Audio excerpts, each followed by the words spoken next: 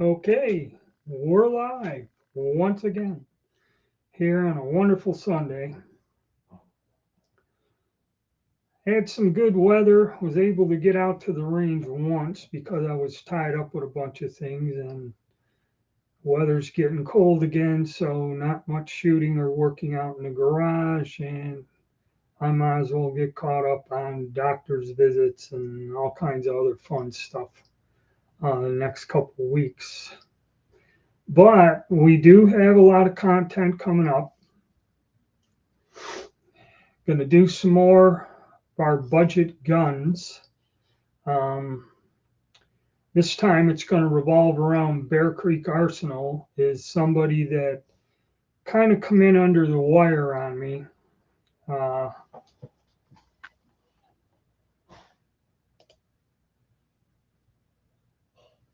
yeah, I'm here. Why? Um, so, like I was saying, we're going to do some more budget guns. Bear Creek Arsenal. The reason it kind of was off my scope is when you get the emails and all them large wholesalers or distributors.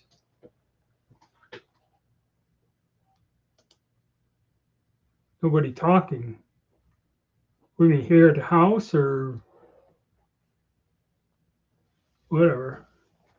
My wife's out the other side of the house. I have a fairly decent large home, so yeah, yeah. Uh, the reason I didn't quite pick them up is because the large wholesalers are getting, like Radical Firearms, uh, and another weird thing, the Andersons. The Andersons,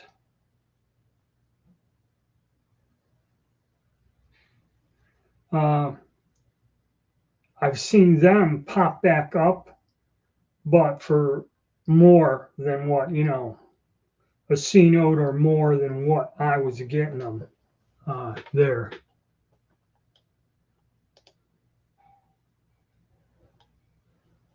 Yeah, because it's just started a couple minutes. Usually nobody shows up with the good mornings and that for about 3 to 5 minutes. Um, so yeah, the Bear Creek Arsenal. Um, like I said, the wholesalers they sell that. Bear Creek, they do a lot of the stuff in house. They had a video showing how they machine the uppers and all that other stuff. I believe they do their own firing pins and don't chrome line them. But if you watch my videos, I'll go over the different things. But you're talking, you can get ARs out of there complete for under four, four C notes. And they have a very wide variety of eight calibers. Um, you can get uppers in different calibers, different barrel lengths. They make their own barrels and everything there. So it's broad. And yeah, they did have a very bad reputation when it comes to quality control. Uh, their morning. Um, but when you can buy a complete upper with the bolt carrier group and the charging handle for 175, okay, I got to give it a try. Okay. I mean, you can't beat that. I don't even think PSA does that. PSA, they got, I forget what their stripped uppers are on sale. It's not much. But if you add the bolt carrier group in that, it knocks it well over two bills. Yeah. There's ammo stored inside. Good for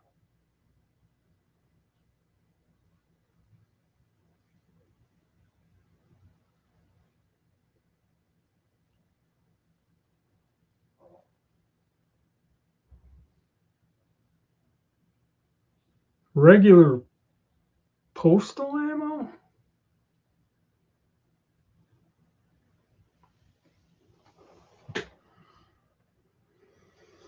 The military holds all munitions, small arms ammo, explosives, bombs, artillery shells, 20 years. And that is under regulated control. Okay, like on the ship, they had special thermometers that record. They went and took a daily reading, high and low temperatures. Okay, 20 years. After 20 years, the military gets rid of it.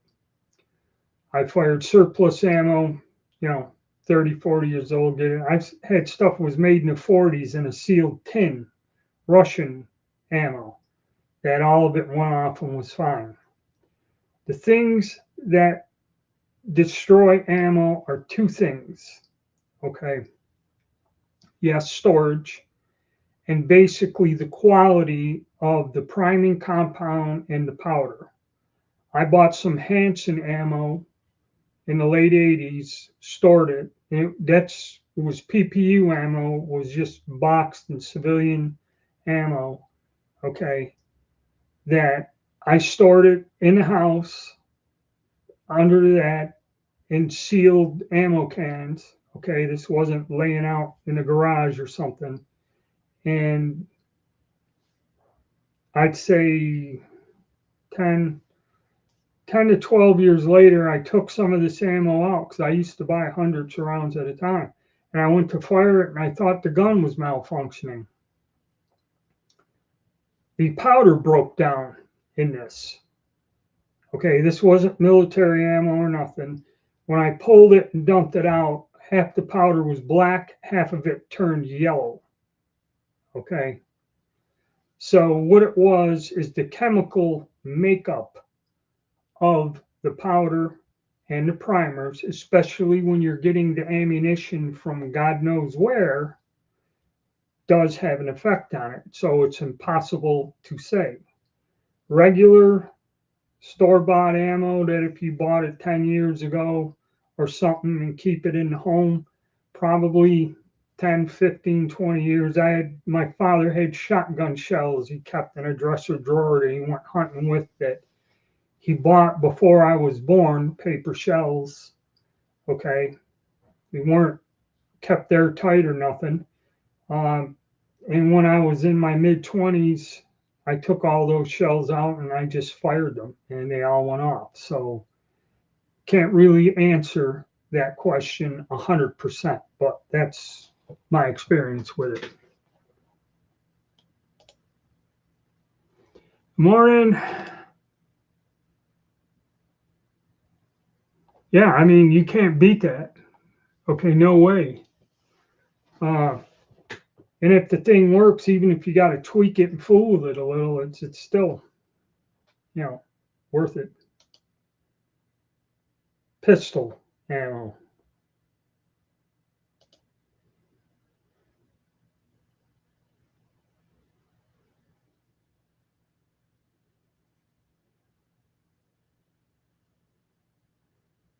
Yeah, there's no way to say. If they, especially with these crises, when they were just working overtime at the ammo plants, people have gotten, I'm talking US made quality ammo, they've gotten duds, squib loads on factory stuff with no powder. And like you're saying, some of the stuff, if they cheapen the mixture when they mix the powder itself for the run, it can break down. Okay. All right. That there's a lot of factors and a lot of things are different. Okay. 30 years ago, if you asked me about Remington made ammo or Winchester factory ammo you bought in the store, I said, you can set it up there forever. I mean, my grandfather had boxes of rifle shells that 20, 30 years old and the ammo went off. Now you get ammo that light strikes and that and everything. It's not easy. You're correct. It's not easy to say.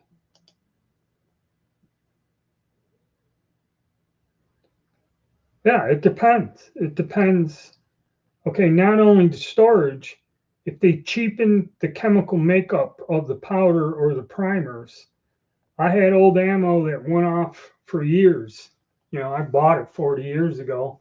It's an 8mm ammo. The ammo was fine. It was accurate. It was corrosive, and I figured corrosive primers last forever. Then after so long, and they've been sealed in airtight ammo cans all these years and kept indoors, and climate controlled. Now half of them are duds. It just over time, I think the priming compound chemically broke down. Okay, and that's another factor. It doesn't have to be exposed to moisture or rapid temperature change. Sometimes the chemical stuff inside the powder and primer breaks down itself with age.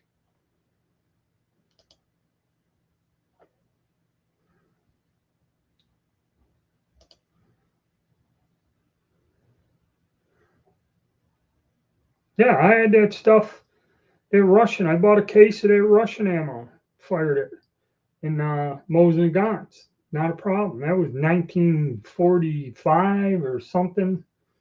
There was a bunch of it come in, and that was that nice 150 grain with that hollow base that was actually what the infantry was issued.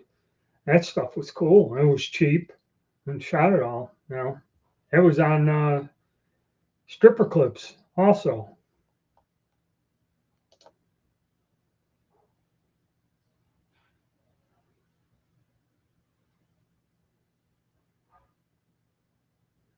Yeah, it depends. There's no way to know.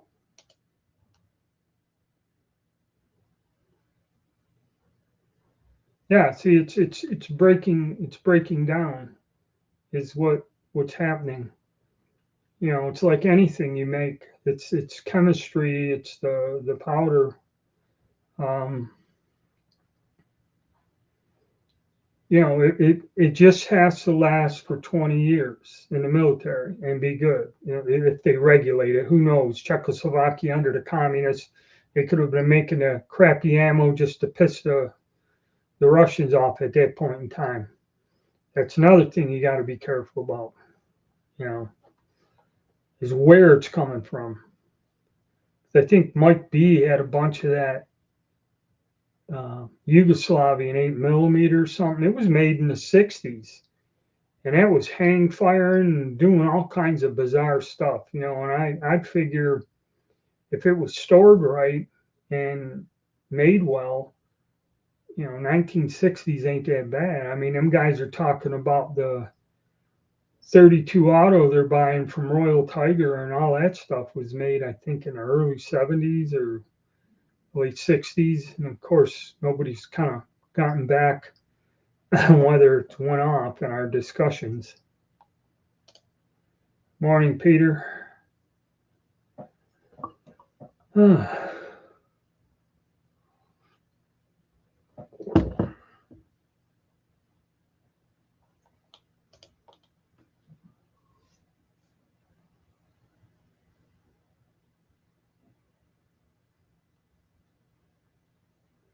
Yeah, well, I found that World War II ammo, however they made the brass, uh, if it doesn't crack with age and hardening by itself, you can fire that stuff, and then when you go and reload it and shoot it again, it will crack.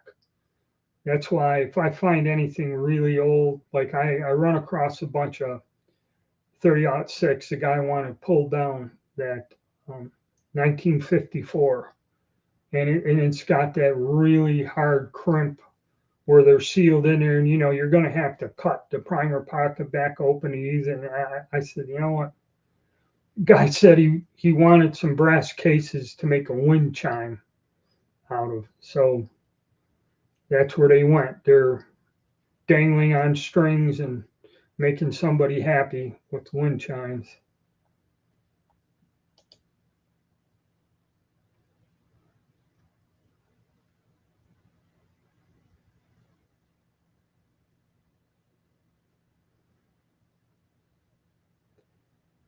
It could be, but again, you know, who made it, where was it stored. Some of them break down, some of them don't. You know, it's like they said, they have ammunition 100 years old goes off, okay, and stuff from World War II goes off, okay. Some of it doesn't.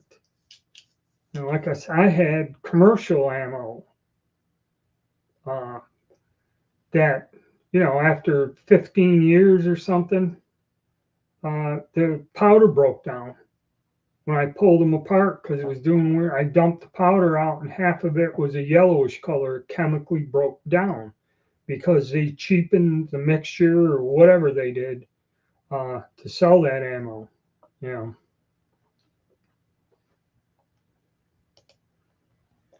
Morning, Joe.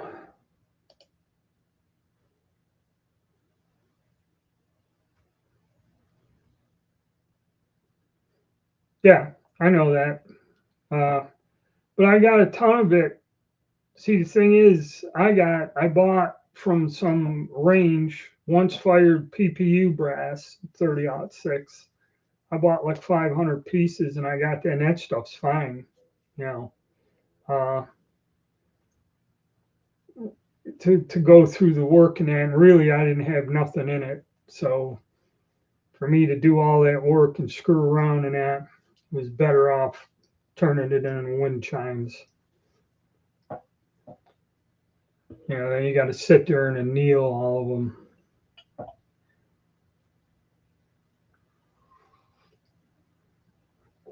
But yeah, that'll cure it. Somebody in one of these open discussions was reloading the old brass and it was cracking. And he goes, "How do you headspace a 30-06 rifle without headspace gauges?" And I said, "You don't." But he thought it was cracking in the neck because the headspace is off. It wasn't. It's just he was using old brass that should have been annealed, and then it would have probably worked okay. But then again, I don't like giving out information like that because then people get back to you. "Oh, I did what he said, and it's all screwed up, man." You know.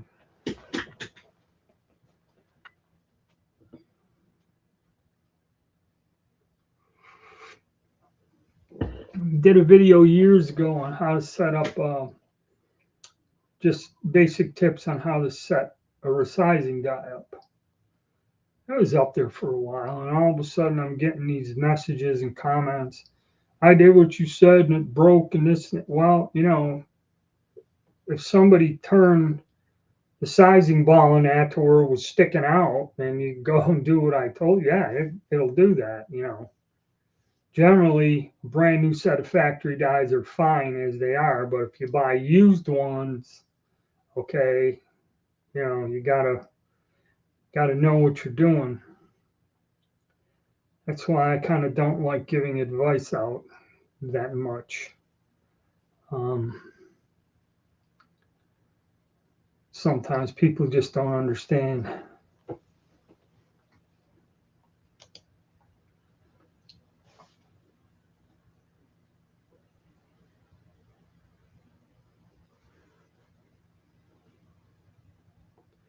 Well, there's plenty of them out there, and you know, look around for them Turkish guns. There's a lot of them, man. I mean, they're going for practically nothing. You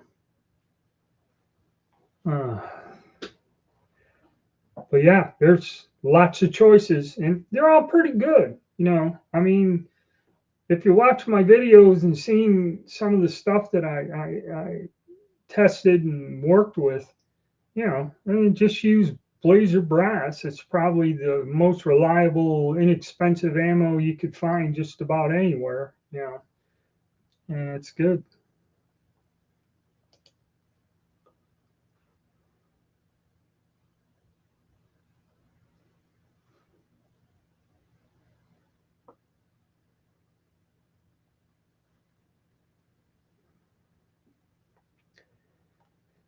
Uh, C grade guns,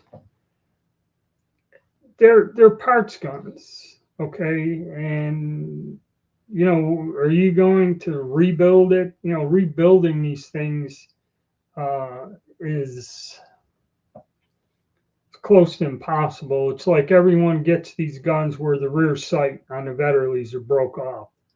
Okay, you're not going to find Vetterli rear sights anywhere. If you do, it would be a 1 in a million chance. Like if you go to all the gun part places, they don't have them. How the hell they broke them off is because they're soldered on there, and if you do bash them, they'll snap right off. So that's why all the rear sights are missing on them guns from Royal Tiger. Okay. And the stocks, some of them are just fragments wrapped on there, held with the screws and stuff. You know, it depends what you're doing. I think, what's his name? The Blind Sniper got a C grade Enfield or something he got out of there, where he took the gun, run a brush down it, and took a unfired bullet and dropped it right through the barrel. Okay, so if you just want something to hang on the wall, and you can find, if you look around for them 6.5 Vetterlis, there's enough of them on the gun broker. If you pay about three and a half, you get one that's shootable. I mean, it had a clean bore and everything else. I mean, they're not that hard to find. Okay. But yeah, you know, I've been to gun shows and seen round receiver Mosins that used to go for $90 if people got $1,000 price tag on them. But you know, it's neither here nor there. It's not easy to get stuff, but the Royal Tiger, he had a bunch of carbines come in. He was showing them, and I mean, they're rusted. You know, they might be complete and everything else, but the stocks are pretty. Some of them are cracked, and those are going to be their A grades. So I don't even know what to say. You know, that's up to you. But and even if you go to a B grade, some of that stuff, you know, watch the guys. Go watch the videos of the guys that are buying it, and they'll give you an honest opinion. There's several people on YouTube that do that.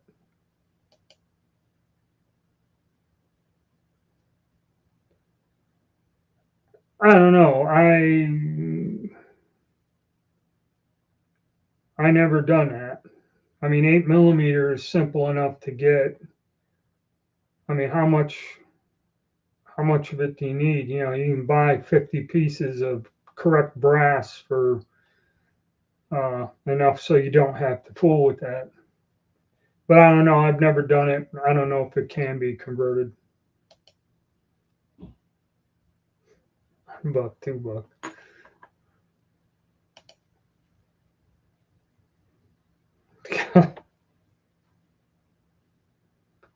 Yeah, it's a lot of it's pretty rugged.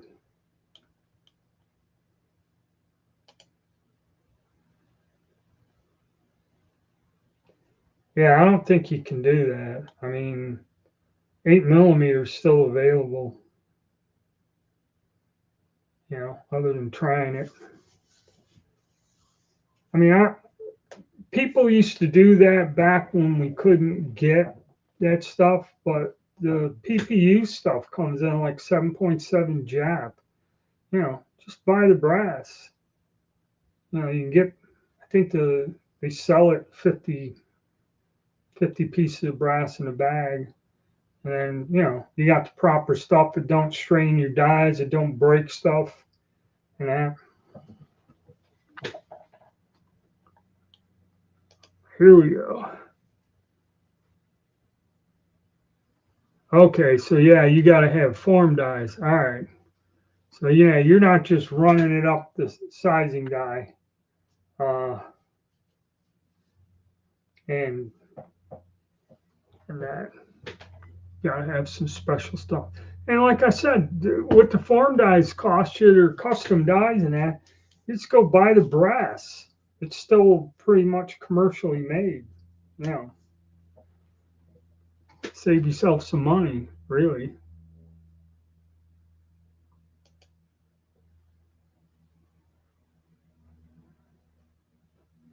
All right, then you ain't got to form nothing out of 30-06 then, I guess. Yeah, people done that. I like just buying the PPE stuff. Just load it and go. I got my dyes, so no issues there.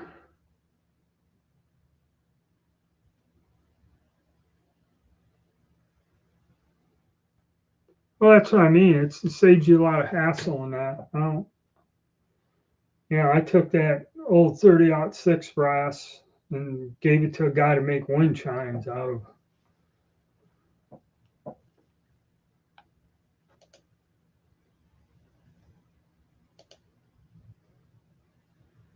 Yeah, because it was in Yugoslavia, in a communist country, and we couldn't buy stuff like that from a communist country back in the days, the Cold War. And their stuff's still coming in. All this, everybody asking me about tariffs and everything. And then, well, they're not selling stuff because the Russians are pissed off. And again, it's another weird rumor uh, that they had no substantiation, and their commercial sales to the U.S. are going through without no problems. So yeah, a lot of the stuff you hear and people talking about, it's nonsense.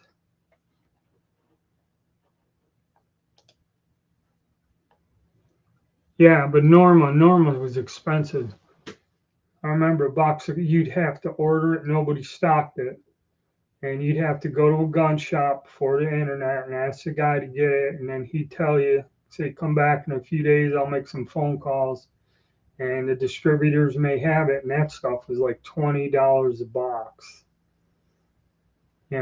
back in the 80s. It's like everybody's whining what you get for 30.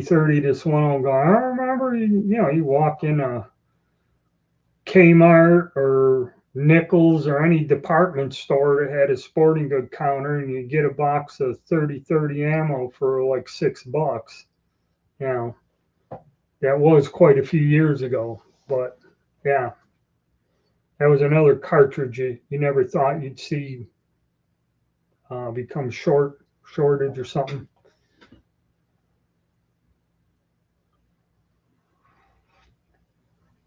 Oh, oof. Yeah, like I said, had a bit of a respite. Was able to get out to the range and not freeze to death. Had one day, one window open, so that's tied up with stuff. So now I'm going to get a cold snap again here and won't be able to get out. Might as well get my appointments, vehicle work done, lawnmower overhauled and worked on. So going to be busy. But there's some good content coming on our budget ARs.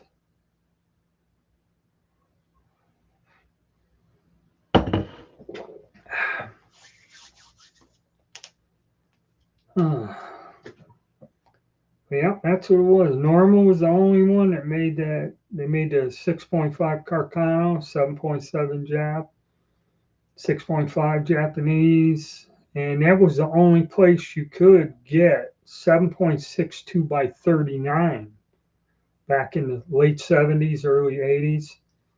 That was a super rare cartridge, and unless somebody brought an SKS back from Nam, there were no SKS rifles around. They were super rare if you ever found one. The one I had a bullet hole through the stock, and the chrome line barrel was rusted to hell in that. But yeah, they were a hard gun to find.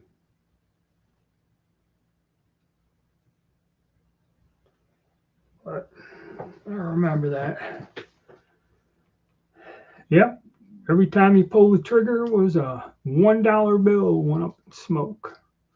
Back then, it was a lot of money. How times have changed. Now I think the SKS is the most common rifle inside the United States of America. The market was flooded with them.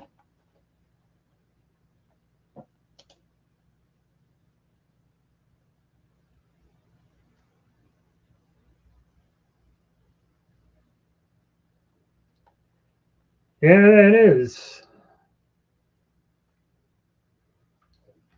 That's why another thing, the old ammo, you know, I kind of stay away from it. I know a lot of people don't care. A lot of people shoot it, whatever. But I personally, I don't fool with it no more. If somebody offers me stuff that's real old, I don't even care what the price is. I just don't. I don't fool with it.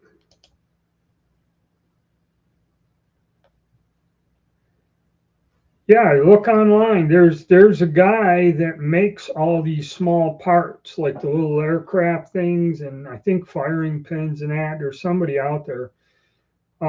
Just do a Google search, and you could get, uh, or go to some forums. I don't know if the guy has a website. It's kind of one of them things you got to send him an email and tell him what the hell you need, and he tells you what it'll cost. You send him a check or something. He's an older guy. There is somebody that does make that, and he makes like the screws. They're new. They're not. He actually has them manufactured. Or you could always try the gun broker or Gun Parts Corporation. They may even have some that are newly made that are not pull offs. So that's your options there. On the try pulling the rope on a BMG bigger.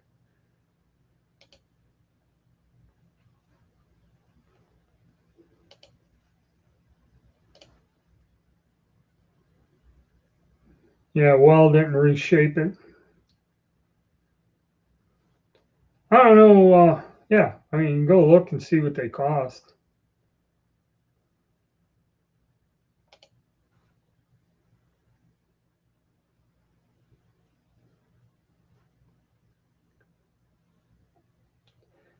Generally, it's the weirdest thing. People sell guns. They don't sell like the bayonet, the ammo, and this, and then after the person passes off or somebody's cleaning the house or the closet out, you'll find that. You'll find ammo and slings and weird stuff, but no gun. You know.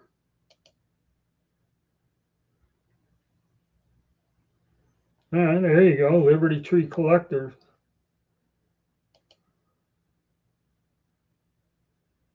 They do. The government tried blowing them up to Aberdeen Proving Grounds. They were the only guns they couldn't get to fail. Something about the Japanese used some sort of recycled steel. They used to buy scrap, and that's why we cut off all scrap sales to them. So, however they manufactured the steel for those guns, it's super, super hard. That's why you don't see a lot of them sporterized, because even if they rebarrel them or were trying to customize them, I remember the old gunsmiths told me, don't ever try to drill and tap the receivers for scope mounts because what you'd have to do is what they called spot annealing, is you'd have to heat up a spot on a receiver to soften the metal or something. And however it was, the steel's hard. The Chinese too. The steel on them SKSs and a lot of the Chinese guns are super hard also.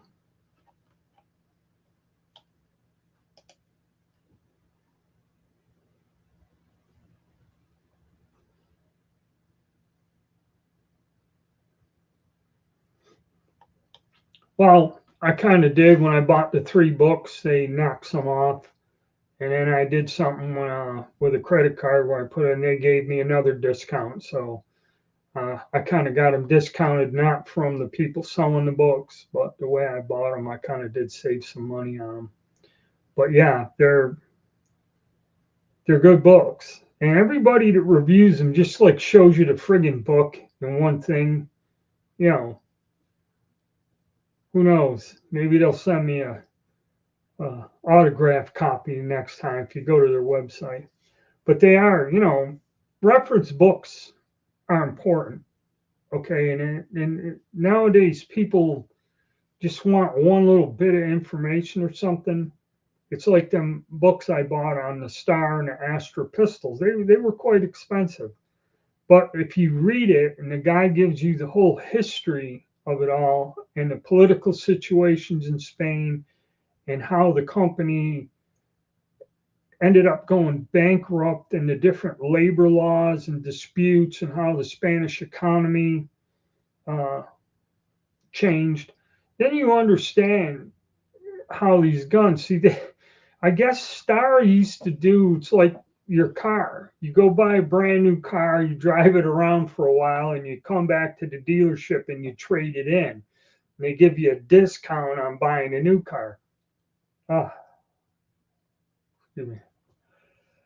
They did that with the pistols.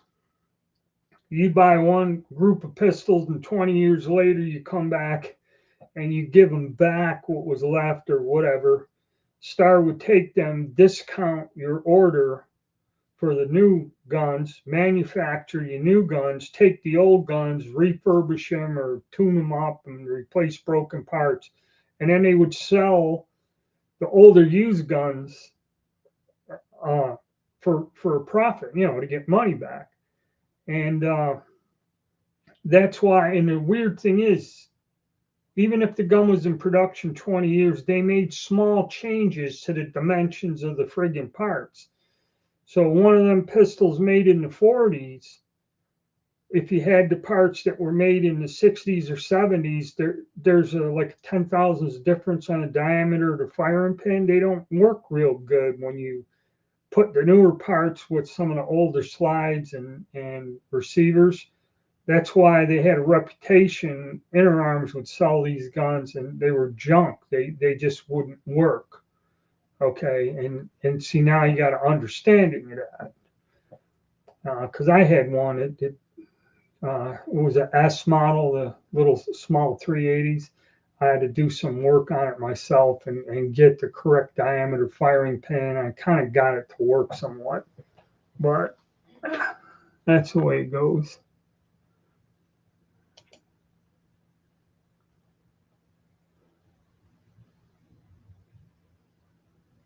Get any period correct slings.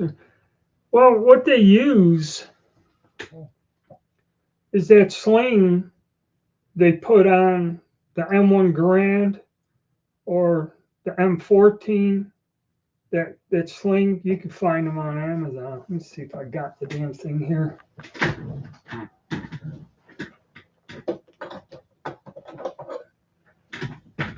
Yeah, this. Okay. This is just a repro of an M1 Garand sling, even if you look it up, and it's got the hook on the bottom like that. That's all it is. That's what they use. Because this goes on, it's the same thing I have on my M1A1. Okay. That's what they use. Now, the next thing that they did use would be the silent sling. And all that is nylon with two plastic buckles.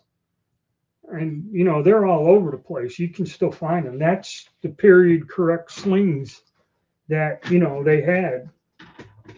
And if you watch where the guys do the videos and go and do the research, they used anything. They used BAR belts to hold the clips. They used SKS slings. They took something off a pouch and just take paracord and tie it on there. So there's all kinds of slings are a fun thing to do in the retro world.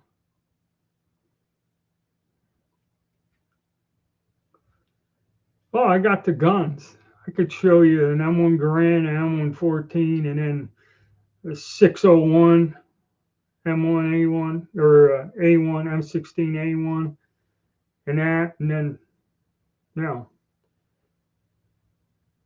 that would be good. Something along those lines and why they did it. Over.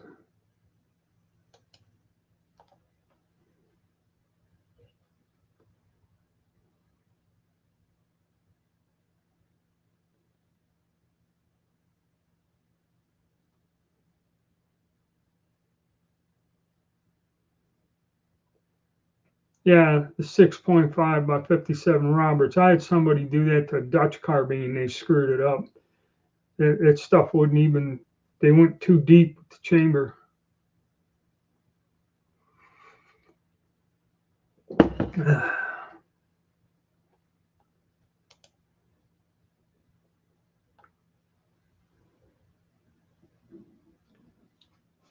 says right up on the top, tread lock. No, they don't. Uh, yeah, tread lock safe. Good morning.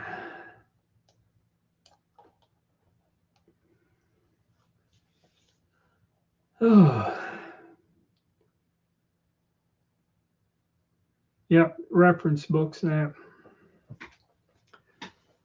That's the one thing about them. They cover the magazines and that, but they don't cover the web gear in there. Okay, and I don't know where. To see, it's kind of strange. I guess they use them canvas M14 pouches, and they said the guys would just stuff socks down in there to get the 20 rounders to go up high enough. So yeah, there's in reality the way they issued that weapon was a disaster. Okay, which the government does that. That's why you got to be very careful. Any of us have been in the service. When they start telling you they're giving you new and improved things, get nervous. Okay.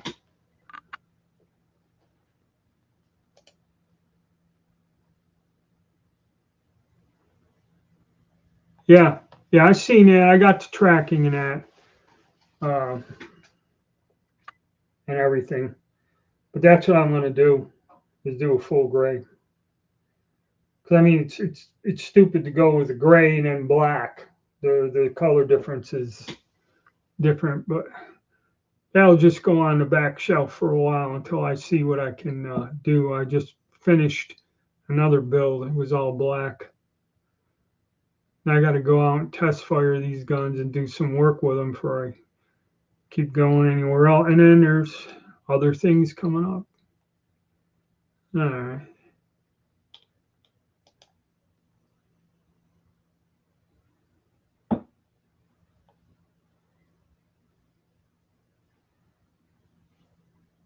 No, I have some that do have the Parkerized buckles that I bought years ago to put on my M1 Garand and all that other stuff. That's probably made in China somewhere. It just has some kind of, I don't know, powder coat paint or something on there. It wasn't that expensive. The slings are okay, but when I shoot off the bench, they get in the way. I don't carry the guns. I don't run through the woods with them. Okay, basically, I'm at the stage of the game where I'll work on them, take them out, shoot them from the bench. I can't really shoot offhand no more with my disability, so it's just a waste of ammo. And the slings kind of get in the way when I put them in cradles and rests. So, other than for show or something, uh, don't really use them. I don't carry them. I got them if I have to lug the gun around, which I don't do that either. I was talking to a fellow he builds AR pistols, and he built an AR pistol in 6.5 Grendel. It's got a 14-inch barrel on it. It's got a pistol brace. He's got a 1-point sling or something, and that's what he shoots deer with because he says he's got a scope on the thing. He goes, I'm not shooting any further than 100 yards.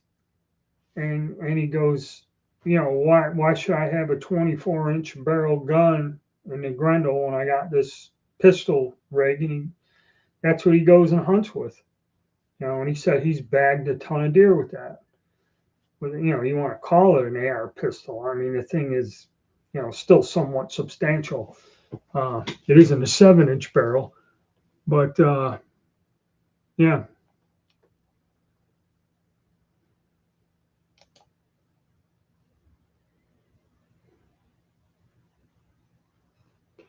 No, I didn't see that. I'll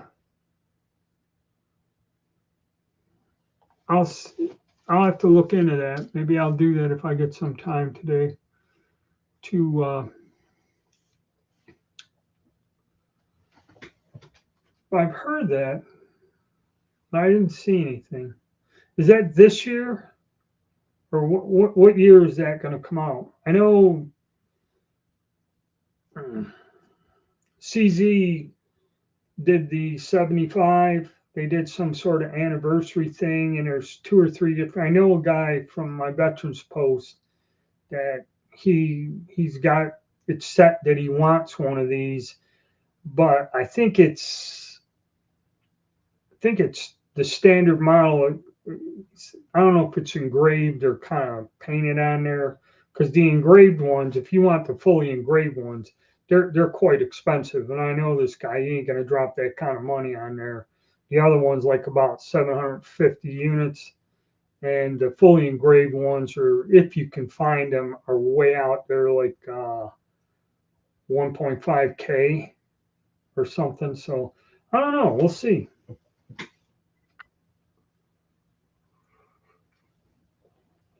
I know the Colt, when they did the retro reissues, they were limited.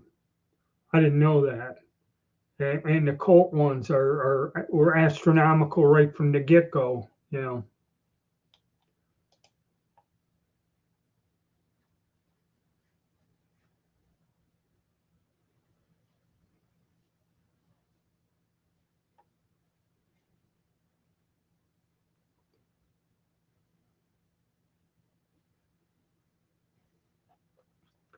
Yeah, I mean, it just does look odd, but I could take the time and do it all in gray. I've seen some people. Well, whatchamacallit, selling Atlantic Firearms, where Southern Tactical takes the parts kits and builds them with a new barrel on a lower. And of course, the ones they show you in the store look pretty good. And there's a couple guys that did a videos on them that bought them. They don't look like what's in the picture. I mean, the upper receiver is original, and the finish is half worn off, and it was painted black, and then the black's missing. The stocks all got rack numbers and stuff painted in them, and some of them are a little bit on the ratty side. Um, but yeah, like I said, when you listen to my videos, how retro do you wish to go is the question. You know, you could save yourself some money if you don't care and still have a decent looking gun. It'll look good. It just won't be the nitpicky, correct uh, repro.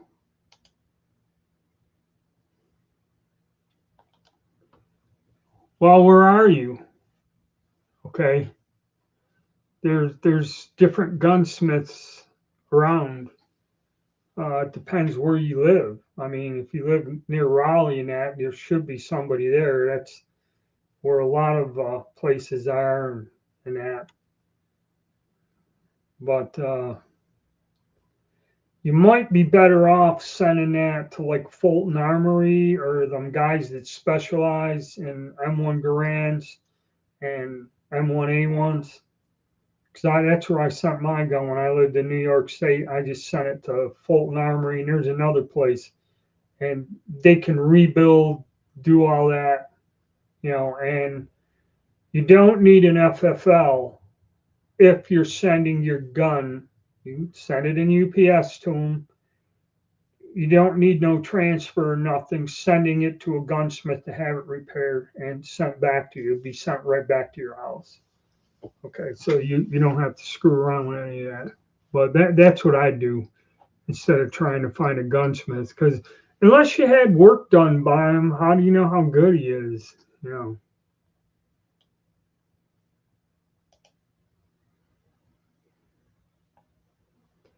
Come in from academy. All right.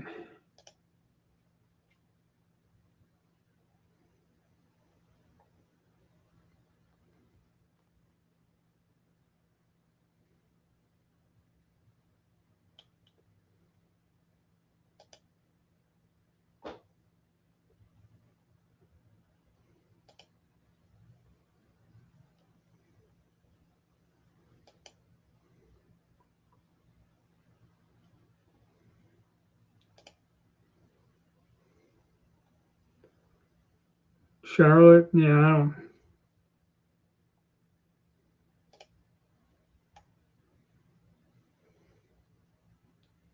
All right, how you doing?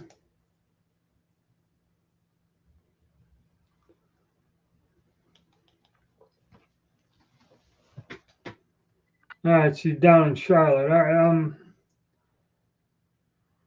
Heights, I don't know.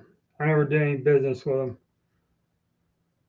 You can try up in Lexington or whatever. Like I said, you got to look around. I don't know of one because I never had to have the work done. Whenever I had the work done, I sent it. I think it was Fulton Armory is the only one that I can vouch for. And they, you might have to wait a while, but they do a good job. And there's another place that does it, and that's all they specialize in are those guns.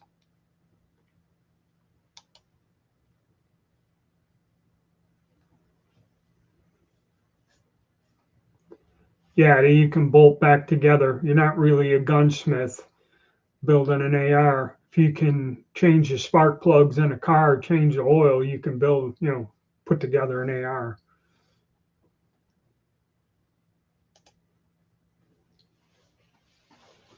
All right.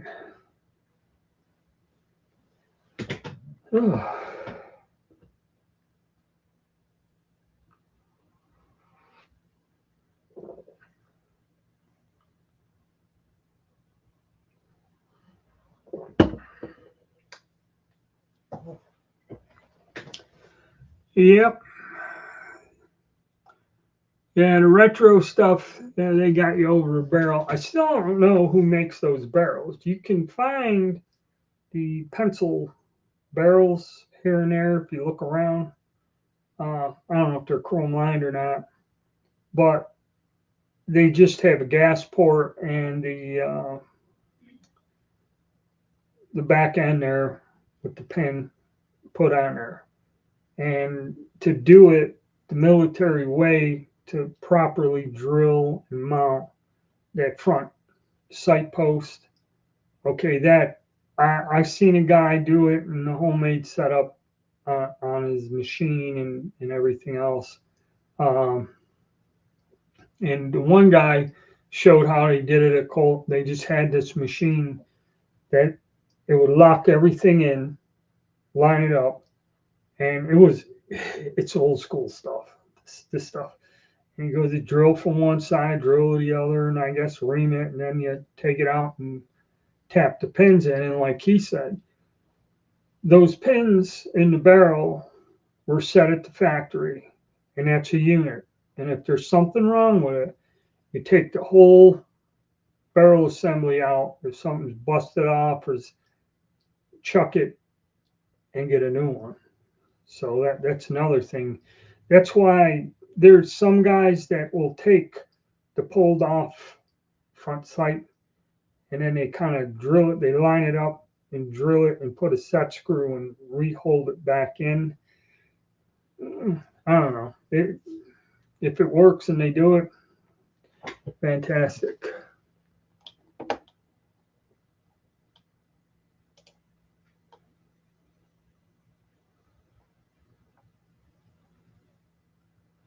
What's best? You mean who? I'd go with, truthfully, nobody's really producing retro guns. They're similar. And some places that do still make uppers and that charge you quite a bit of money for an upper without the bulk carrier group, $700-800. Okay, I mean PSA and H&R is the most reasonably priced and nicest stuff when it's in stock. I mean, even that thing I got from Brownells, it was a black upper, and if I got it with 1 in 12 twist long enough to be pinned into a rifle, they want close to 800 units for that. Okay, which I can get an H&R upper, any model, complete with the bolt carrying it for that price. Okay, the whole damn thing.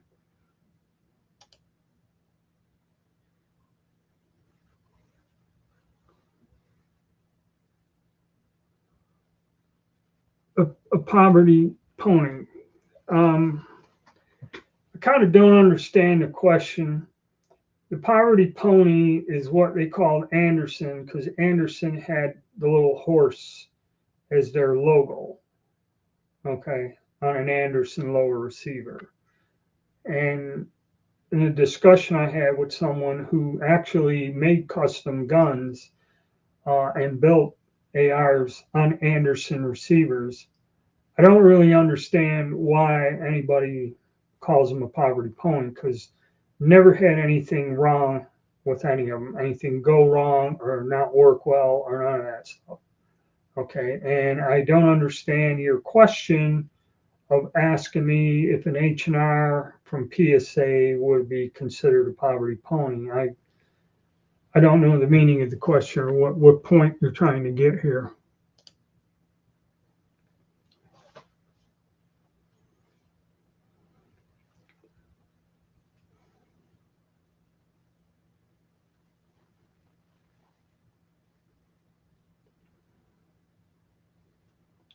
Okay, so you got the, yeah,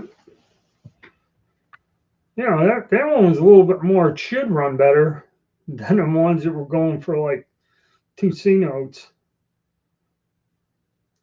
But good, I'm glad you got it. I'm glad it worked out for you.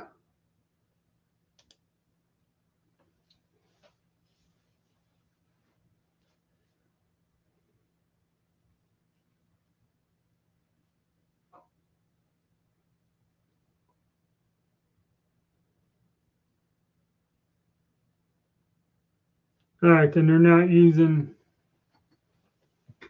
the rifle length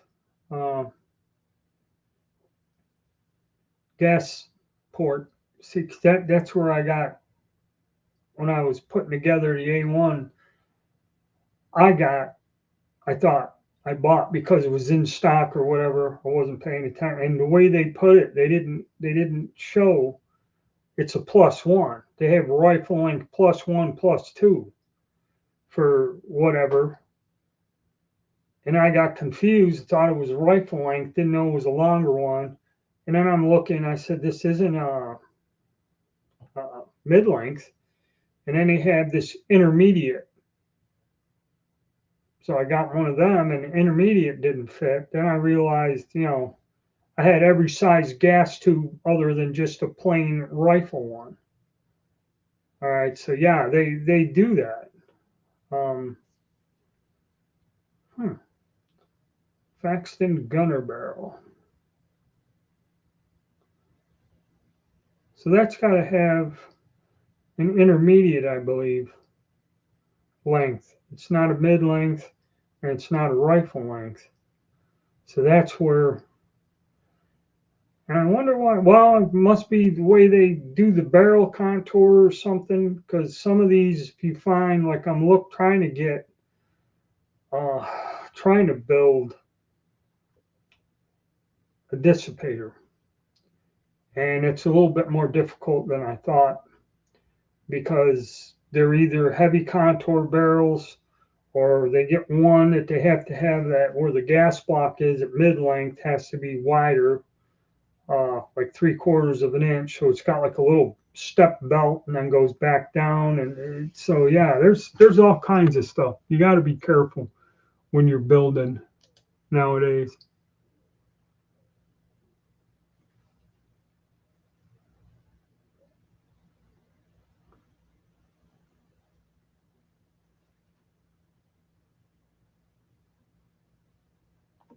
Well, whatever I get my hands on. Okay. Just stay tuned to the channel and you'll see it soon enough.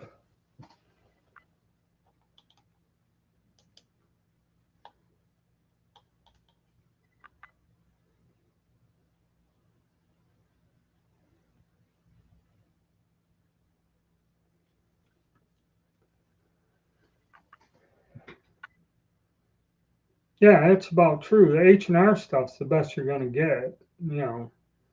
They're the only ones making like complete rifles right now. They are about as correct as you're going to get without actually having custom made parts.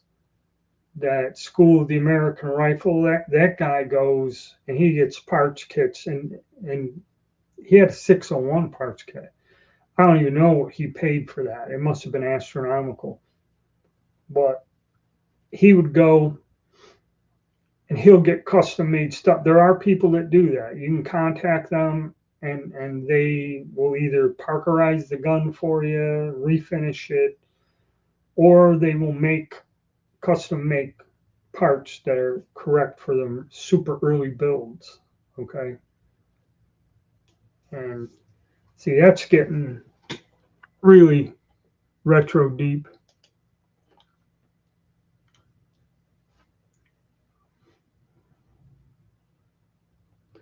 No, I don't. Uh, the trust, you'd have to go talk to somebody that does that. And the only time they set up trusts is when you got like registered items, machine guns and suppressors. Uh, I don't know, just about leaving your guns to relatives. I think the only thing I did is all my personal belongings, which includes the firearms, I leave to my heir. Okay. And basically, that individual said he really wasn't interested in them. So, what I'm going to do in the remainder years of my life is gradually sell off everything uh, before I pass and use the money for whatever. Okay. Because it is coming. It comes to the point, uh, you know, you don't know how long you got, but it's coming to the point where certain things, just start cutting them loose and liquidating them. And it's not done easily. It takes a lot of time and it's a pain. But that's the best for me. That's the best option for something like that. You'd have to go talk to somebody who specializes in that. And then again, I think a lot of that stuff varies on what state you live in. It could even vary with the county that you live in. Okay, like this county, if I wanted a suppressor or something, or at least with the old sheriff, it was pretty easy to do. There's a guy that has a registered M60 machine gun, and he moved into this state. He was going to go to the county north of him. And for him to legally move here and bring his registered item, they had some kind of long list of stipulations and stuff about storage, inspections, and all this other stuff, to where when he came to this county, it was more relaxed and he just, less BS, less hassles. So I don't know anything about that stuff.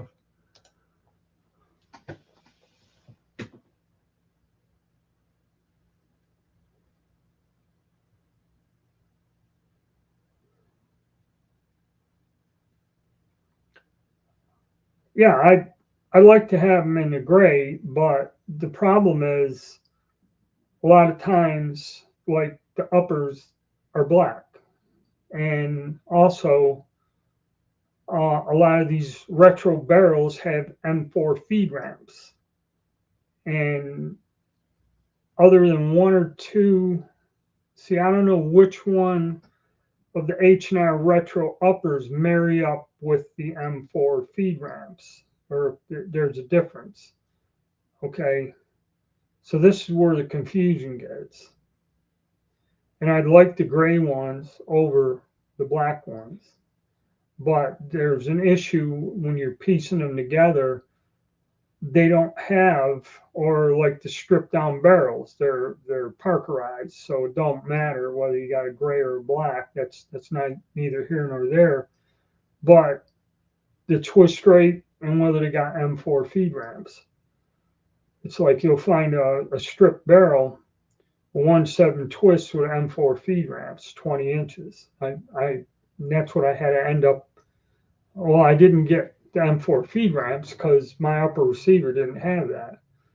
Well, I had to get one and 7 because the 1 and 12 wasn't in stock. Okay, and I said, you know what? Let me try a 1-7 with the older style sights and see if there's a difference. Is kind of what the reason I got it. And I went with black because what? Because I could get the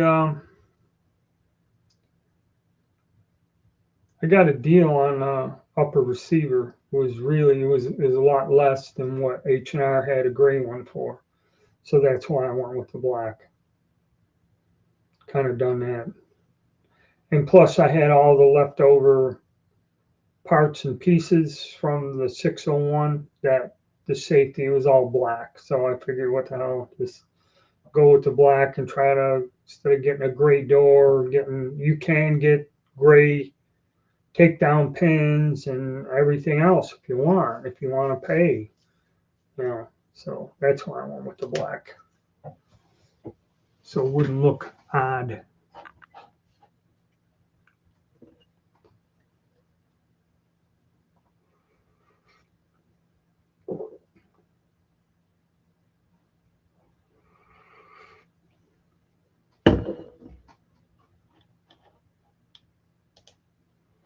It's not anodized. It's some sort of other finish on there. It's not Parkerization or whatever. I think it's I don't know, some sort of paint or anodized or something. But it's not, because anodizing Colt has a 2-step process or something when they built these guns. Either an anodized or somehow phosphate finish went on there. So it was pretty durable. What they're putting on there is, I don't know what it is exactly. It kind of just is a lighter grayish color. It kind of mimics what that finish was. But exactly what it is, I have no idea. It doesn't really matter.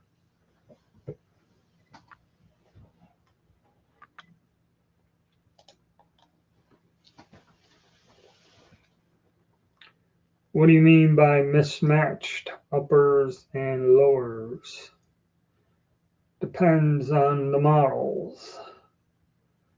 If you mean like the fence or whatever the carbines, all the carbines and the shortened barrels were all kind of mixed up stuff. Any of the kind, they were never officially kind of adopted. But yeah, anything that was a certain model that the government bought in one batch, they're all the same.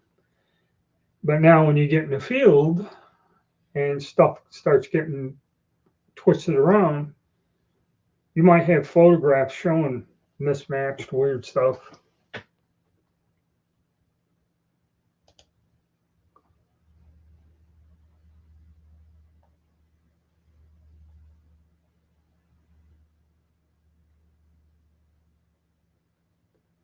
There used to be parts kits you could buy that was paint over great part.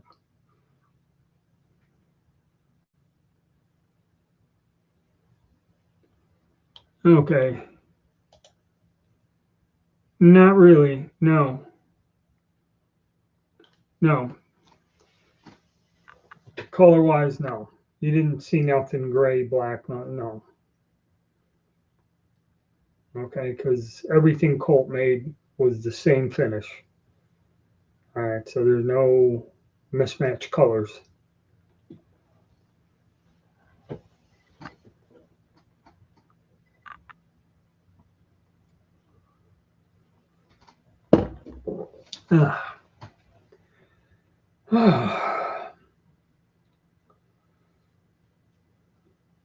Trust, Parkerizing.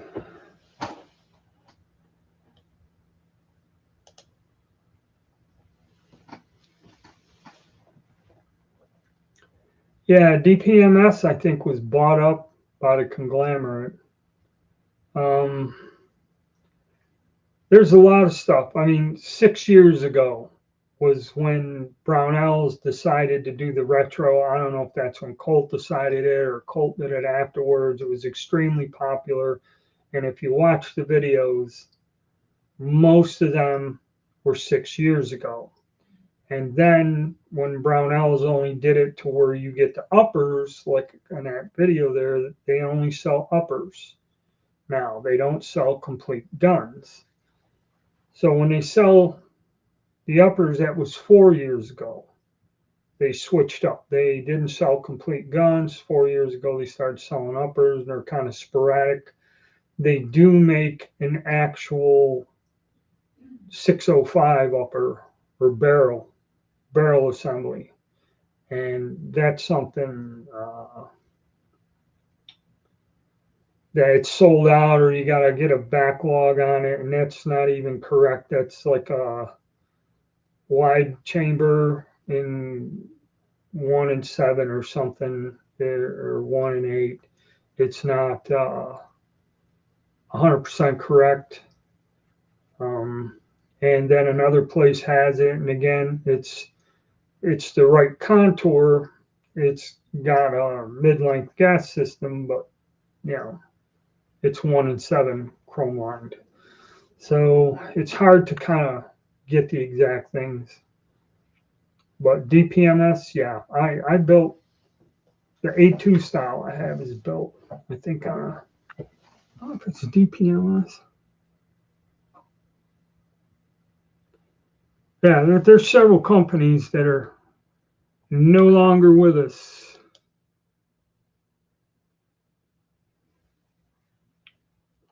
Yeah, is that when they were bringing kits in? I remember the kits were coming in at one time. Some of them used to have the barrels with them before they made that law, and then no more barrels, no more live barrels. But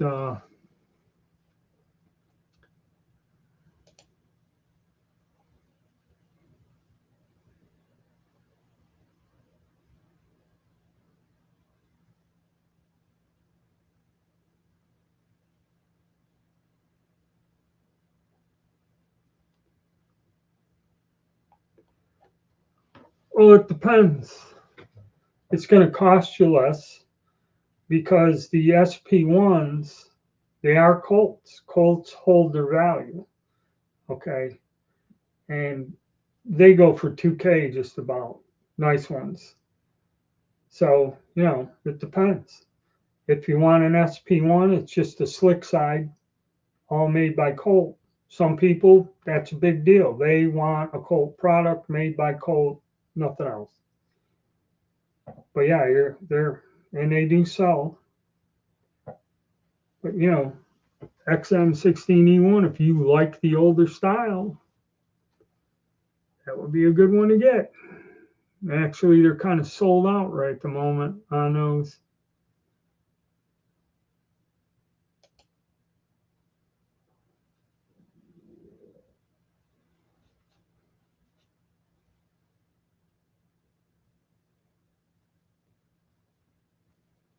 Yes, that was pretty much a better investment.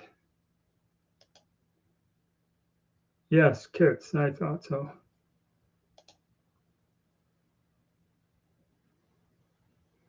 Relics. That's true.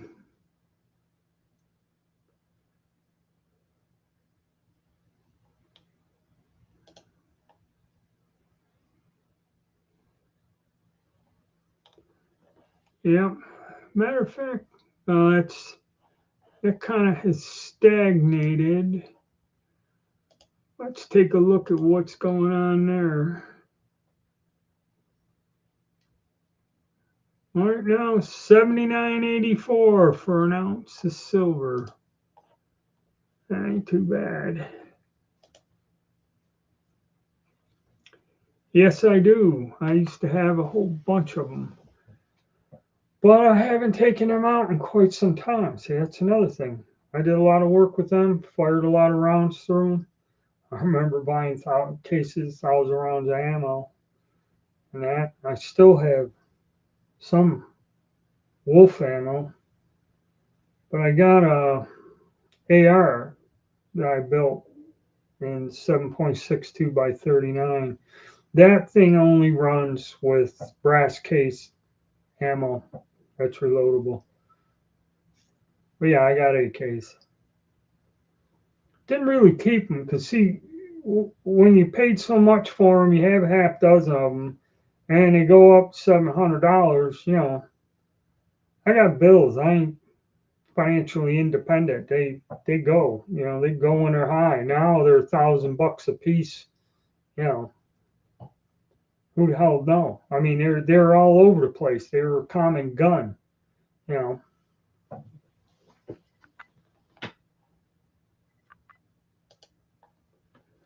Favorite AK-47. I built a ton of the Romanian Gs, and then all I do is change the stock on them and that. The underfolders were a pain to find. They were expensive, and then people would sell you they were screwed up and they didn't build right. It's the standard AK. They got newer ones now with folding stocks and stuff and everything. They're a little bit better. I had that. I had an AK-74 I still have, and then that Polish Tandil I just built that like 74. That's a pretty neat gun. And that. So really can call a favorite one.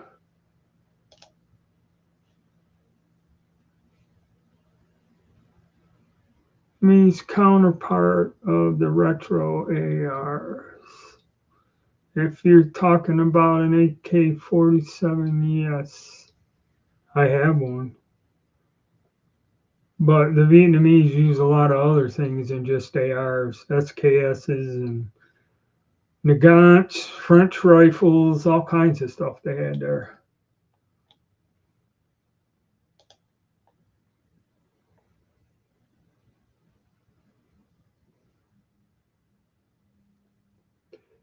All right. So you're going to get a made up receiver and that, and then, take apart the other one. You'd have to, I know on all of them, the cocking handle thing's got to be re-welded on there. The trunnion got to be re-welded on. I don't know how difficult it is.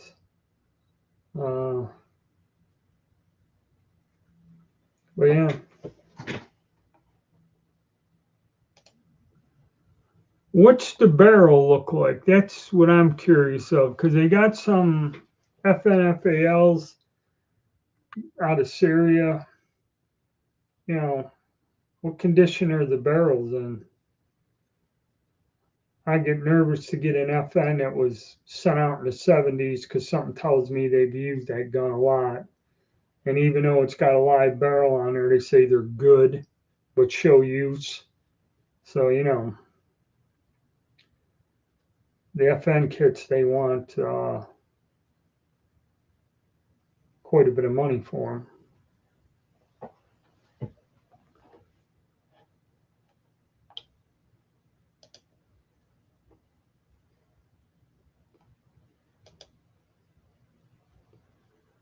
BWK 92 Sporter. I have no idea what that is. Oh, you built one already, I think. Yeah.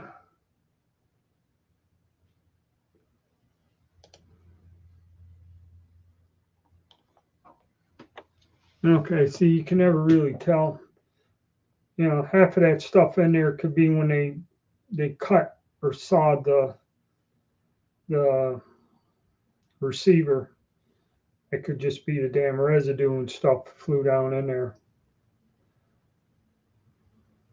Yeah, with me, instead of building one and going through that, I just rather just buy one and shoot it. My days of building are over. I mean, you want to get into it and get it done and that's cool, but I'd rather get one made with a brand new barrel on it, shoot it a little bit. I did a lot of builds in my day. kind of tired of it.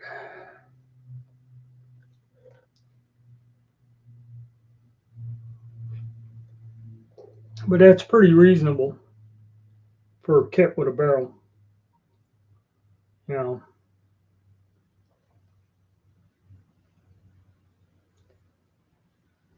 That is, and I wonder where do they come from?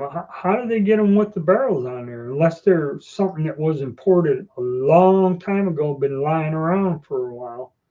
I don't know how they're getting these guns in with the barrels on there, unless they've changed the law or something somehow. Which would be neat, because if they can get them alive barrels, you know, there is, yeah, yeah, I understand. Good.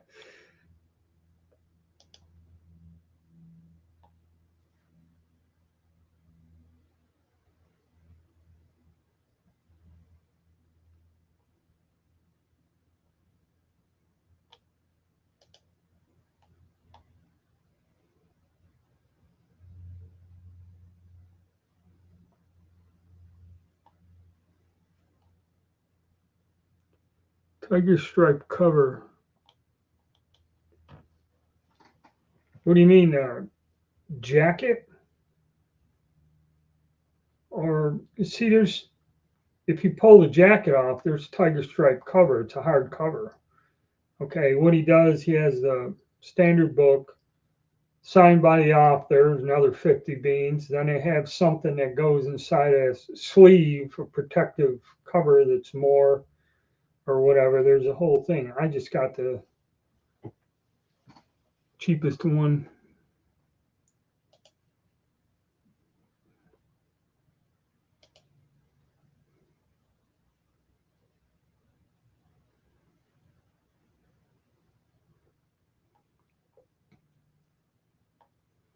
Oh, I mean, yeah, if you could, the trunnions welded on the A cage, you can't do that. You still have to pop the barrel out to get the old rivets out, rivet it to the new receiver, and then slide your, put your barrel back in and repin it.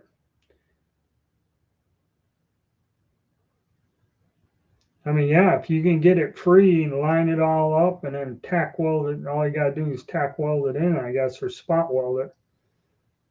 It could be. I'll keep an eye on your progress on that on your channel and see how it all turns out.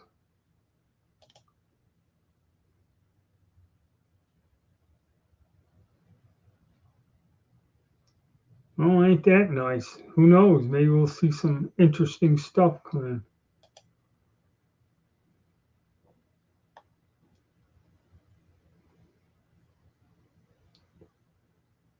All right. Okay.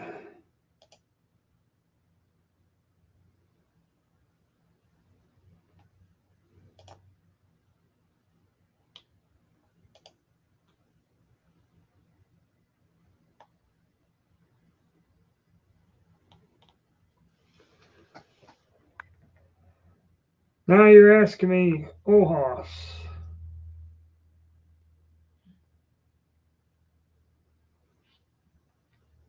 Back years ago when I used to buy this stuff.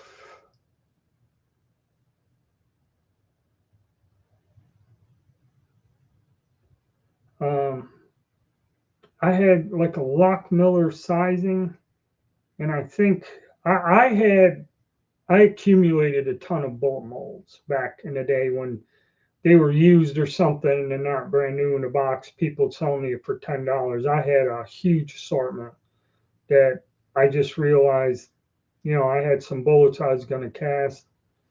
I sold them all. They're all.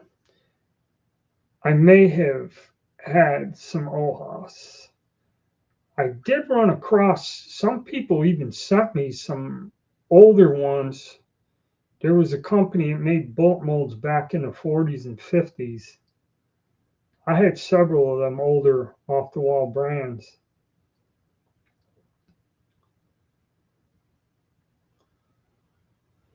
But I can't remember. A lot of the stuff I got rid of. Most of the stuff I got now is for military stuff, and I bought them from NOE bullet molds. Like for 303, 7mm and that, and bought some pretty nice 180 grain, 200 some grain bullets, and never used them yet.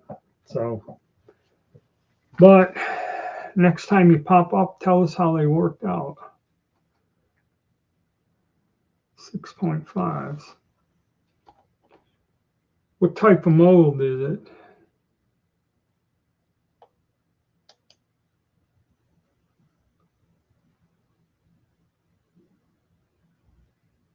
Yeah, I mean, I wouldn't even get into it with a damn. You gotta bend it, and then once you get it there, you gotta tack it, reshape it, and pound mandrels through it, and yeah, that's why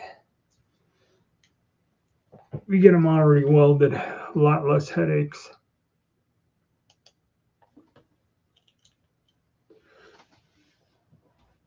Yeah, because a lot of the blocks and that they're all the same. They kind of RCBS sprue plate fit right. Yeah, they're all kind of the same thing there. Good.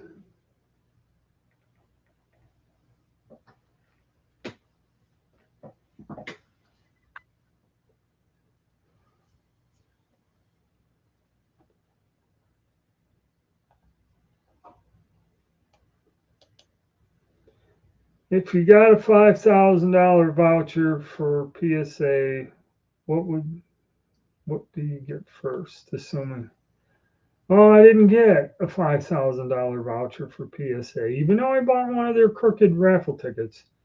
So I guess I ain't buying anything.